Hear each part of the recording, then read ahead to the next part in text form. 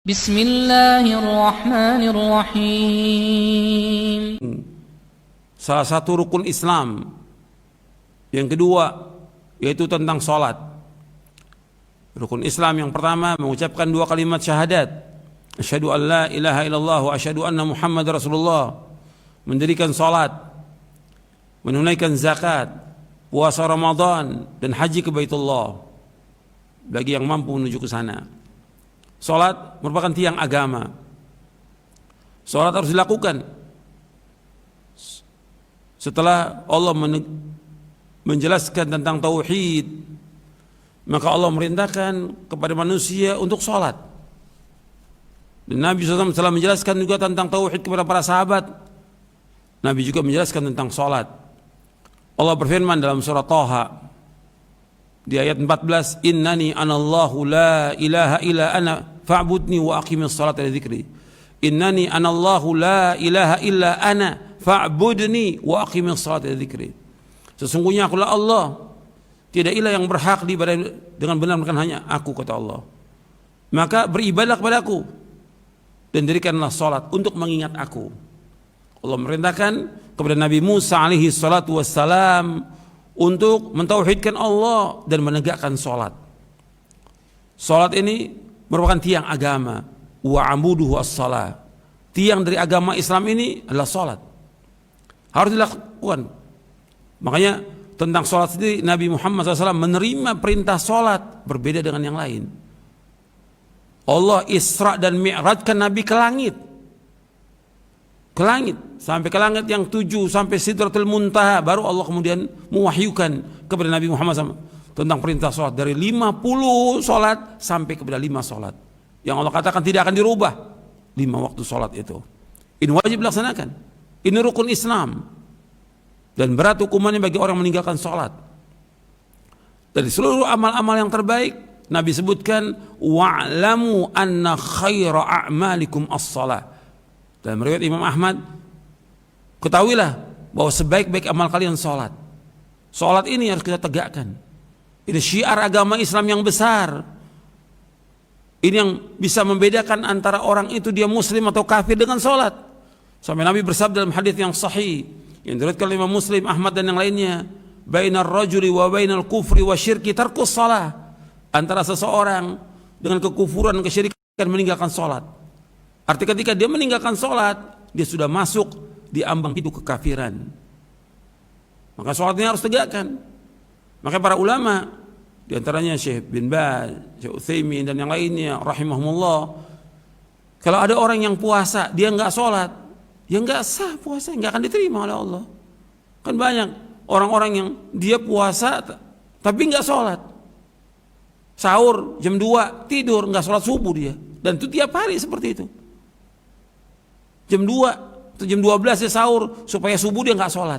Subuh nggak sholat, zuhur juga nggak sholat. Puasa tapi nggak sholat, ya nggak diterima puasanya. Itu pendapatnya Syekh bin Baz, Syekh Utsaimin dan yang lainnya, rahimahumullah. Itu yang agama. Ketika orang nggak sholat, ancamannya berat. Maka Allah menyebutkan di dalam Al-Quran, ma salakakum fi saqar, qalu lam nakum minal musallin. Kenapa kalian masuk ke neraka Saqar? Qalu lam nakum minal musallin. Kami ini dulu tidak mengerjakan sholat. Lam nakum minal musallin. Jadi ketika disebutkan kenapa kalian masuk neraka Saqar dalam surah Al-Mudaththir di ayat 42-43, ma salakakum fi Saqar? Qalu lam nakum minal musallin. Apa yang menyebabkan kalian masuk ke neraka Saqar? Mereka berkata, kami tidak termasuk orang yang sholat. Jadi masalah sholat ini masalah besar, ikhwan fillah, azakumullah. Gak boleh sembarangan. Makanya Nabi menyuruh agar kita menyuruh anak-anak kita sholat itu ketika umur berapa tahun? 7 tahun. Nabi suruh kita menyuruh anak kita sholat 7 tahun. Kalau 10 tahun dia belum sholat, Nabi suruh apa? Pukul.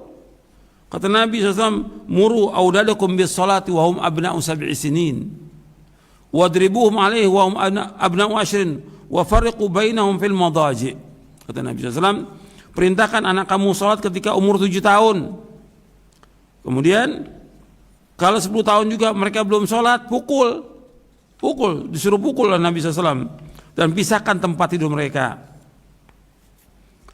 Saya ulangi, Nabi bersabda SAW, dari sahabat Abdullah bin Amr radhiyallahu anhuma, muru auladakum bis salati wa hum abna'u sab'i sinin wadribuhum 'alaiha wa hum abna'u sab'i sinin wadribuhum 'alaiha wa hum abna'u 10 sinin wa farriqu bainahum fil madaji.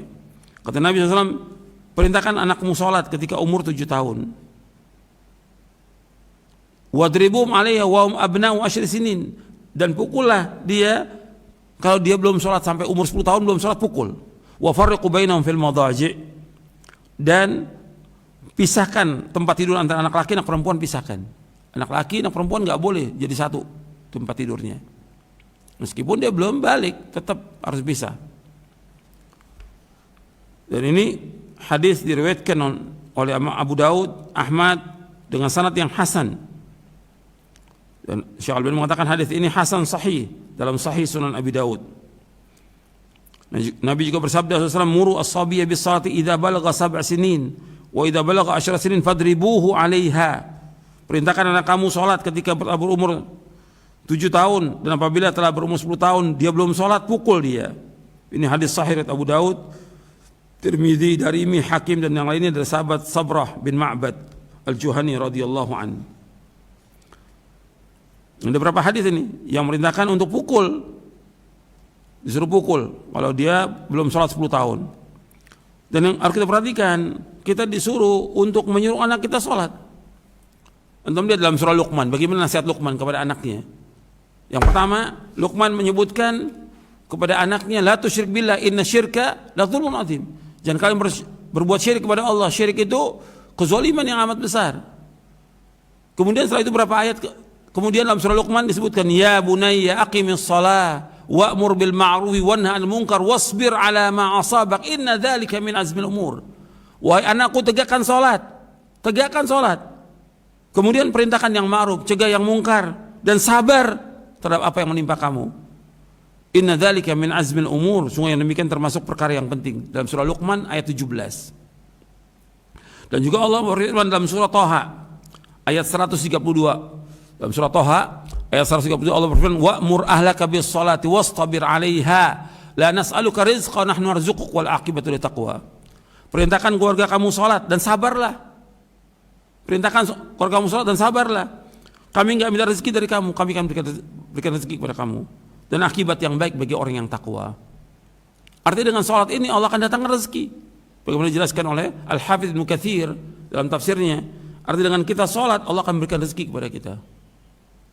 Salat, perhatikan tuh. Dan wasiat Nabi juga sampai menjelang wafat, salat. Dan kalau kita nggak merintahkan kita untuk salat, kita nggak perintahkan anak salat, itu nanti bahaya. Kalau dia sudah meninggalkan salat, itu sumber kejelekan sudah. Ini tiang agama, hancur semuanya. Jadi orang kalau udah nggak salat, rusak semuanya. Kehidupannya rusak sudah, agamanya rusak. Udah nggak bisa dipercaya seumur hidup kalau orang nggak salat.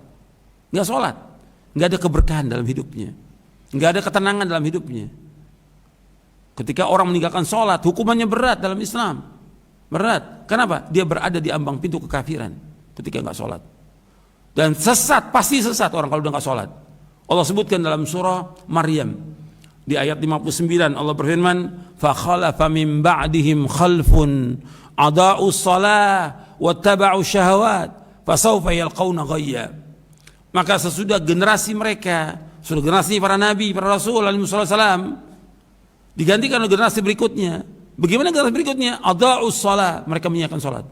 Wattaba'u syahawat, dan mereka mengikuti hawa nafsu. Fasawfa yalqauna ghayya, maka mereka pasti kelak akan sesat mereka. Ada di antara ahli tafsir menyebutkan ghayya itu tempat yang berada di jurang neraka. Tapi dia mengatakan sesat. Jadi orang kalau udah nggak sholat sesat dia. Sudah nggak sholat sesat. Hukumannya di zaman dulu orang nggak sholat ya ulil amri memberikan hukuman, bisa dipukul, bisa dipenjara, bahkan dalam mazhab Syafi'i dibunuh malah. Dan ini yang melaksanakan ulil amri, pemerintah yang melaksanakan. Jadi syiar Islam yang besar sholat. Makanya Allah suruh menjaga sholat-sholat ini. Hafidhu ala salawati wa salatil wusta wa qumu lillahi qanitin. Dalam surah Al-Baqarah ayat 238. Hafidhu 'alas salawati was salatil wusta wa qumu lillahi qanitin. Jagalah salat-salat yang 5 waktu dan salat wusta, salat asar. Dan berilah kepada Allah, berilah karena Allah dalam salatmu dengan khusyuk. Disuruh kita untuk salat. Salat ini tiang agama. Tiang agama. Harus kita tegakkan tiang agama ini. Kita, istri kita, anak kita tegakkan salat. Enggak ada kebahagiaan bagi orang-orang yang tidak salat. Enggak ada ketenangan, enggak ada keberkahan. Dan orang yang tidak salat sudah pasti sesat menurut nas Al-Qur'an. Ikhwan fillah, jazakumullah, ini kita harus usahakan. Bagaimana kita mendidik diri kita, istri kita, anak kita untuk salat. Salat gitu. Tegakkan salat ini. Sekarang bagaimana cara menegakkan salat? Ya harus belajar kita. Yang harus kita perhatikan untuk menegakkan salat itu, yang pertama, dia harus menegakkan salat di awal waktunya. Karena salat ada waktunya. Allah sebutkan dalam surah An-Nisa. Inna salata kanat al-mu'minina kitaban mawquta. Salat itu Allah sudah tentukan waktunya. Yang kedua, dia harus belajar bagaimana sifat salat Nabi. Nabi bersabda, "Shallu kama ra'aitumuni usolli." Salatlah kalian sebagaimana kalian melihat aku salat. Yang ketiga, yaitu dia harus khusyuk dalam salatnya, tumanina. Enggak bisa dia salatnya cepat. Enggak bisa, tumanina. Ada seorang sahabat di zaman Nabi SAW salat, kemudian dia salam, Nabi jawab salamnya. Kemudian kata Nabi, "Shalli fa innaka lam tusalli." Salat kamu belum salat. Salat lagi. Salah lagi, Nabi bilang, "Shalli fa innaka lam tusalli." Salat kamu belum salat. Sampai Nabi ajarkan bagaimana salat itu dengan tumanina. Berdirinya lama, rukuknya lama, i'tidalnya lama, sujudnya lama, tenang. Tumanina itu namanya. Enggak terburu-buru. Tidak. Jadi harus yang pertama diperhatikan dalam sholat, pertama waktunya. Yang kedua, kita wajib untuk mengikuti cara sholat Nabi. Baca, ada buku tentang sifat wudhu, sifat sholat, baca ini. Tamatkan, ulangi lagi sampai kita paham dan amalkan. Yang ketiga, kita harus khusyuk dalam sholat kita. Yang keempat, berjamaah. Sholat itu dikerjakan dengan berjamaah. Ini syiar agama Islam.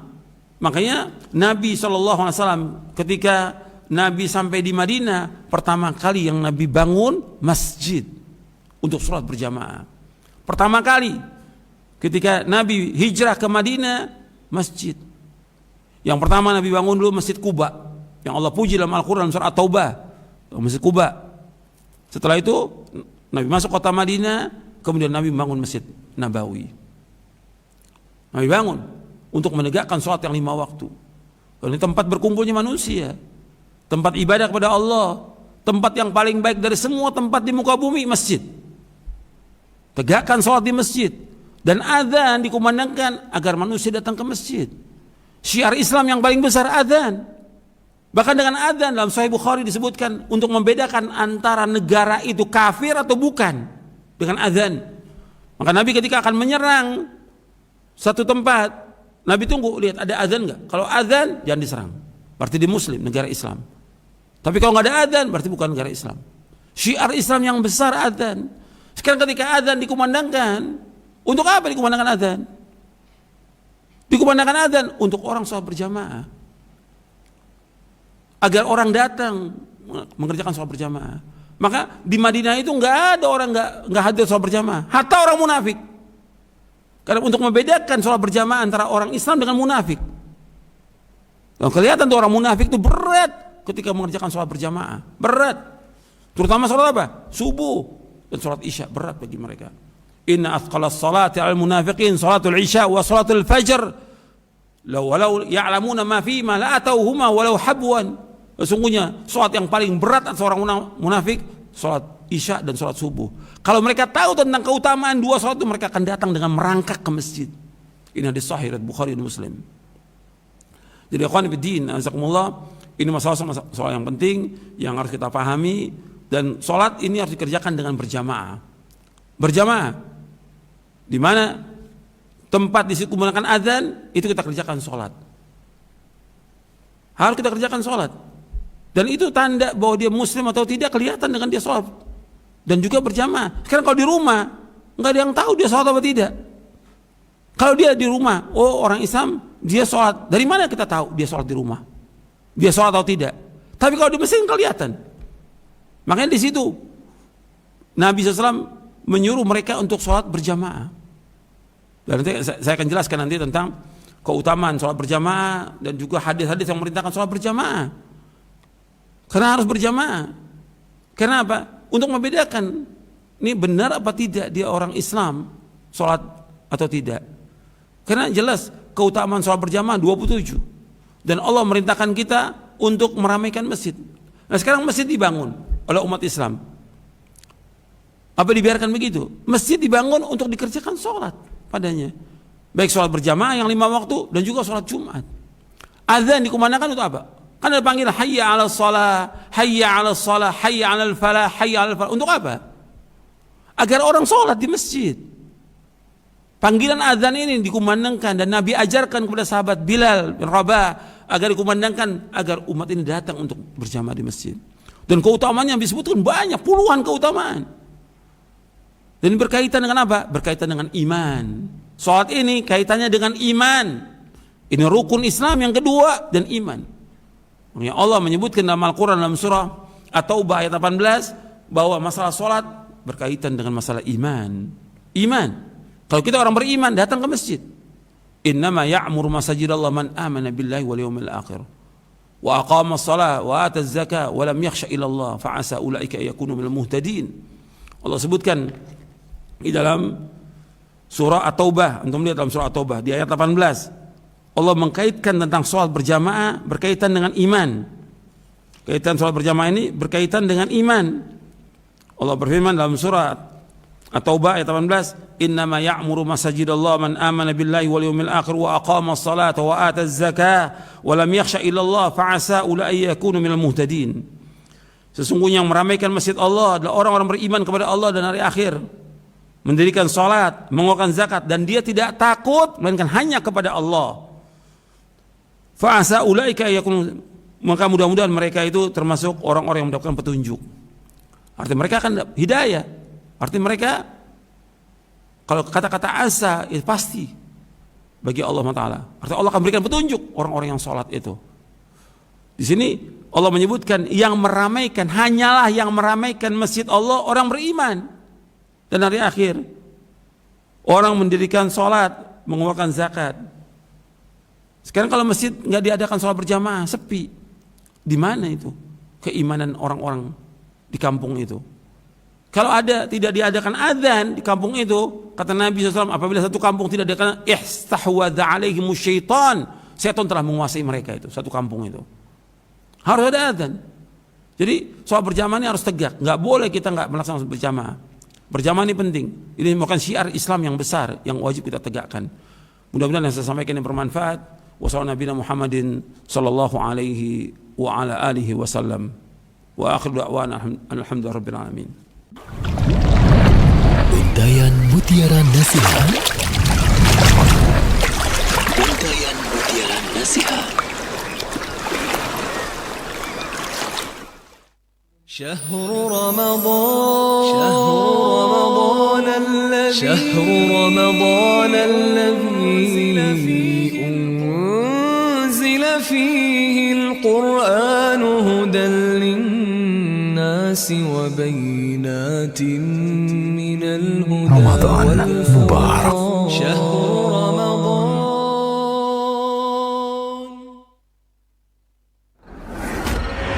Ramadan indah bersemi.